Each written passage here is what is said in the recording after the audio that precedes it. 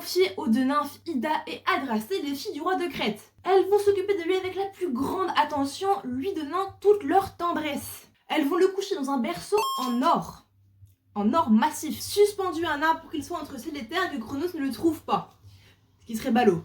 Elles vont même lui fabriquer du miel onctueux pour le nourrir.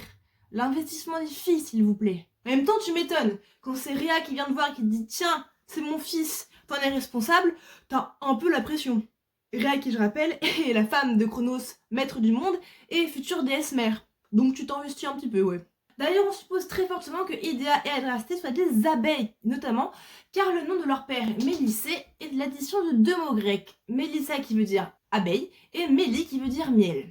Coïncidence, je ne crois pas. Et en plus du délicieux miel des nymphes, Zeus a aussi le droit au lait de la chèvre amaltée. Mais par inadvertance, il va briser à main nue une de ses cornes. Je rappelle, c'est un bébé. Moi, à son âge, je courais à poil dans l'appart. Et plus tard, Zeus, pour se faire pardonner de cette bêtise, donnera à ce morceau de corne le don de s'emplir de tous les produits de la nature sur un seul souhait. C'est la création de la corne d'abondance. Et bien que Zeus soit traité comme un petit prince, contrairement à ses frères et sœurs qui, je le rappelle, sont toujours dans le beat de Cronos, rien n'est pas pour autant rassuré et va envoyer des guerriers pour protéger son fils. Putain, le gamin il a 1 an, il a 2 nourrices, une chèvre et des gardes du corps.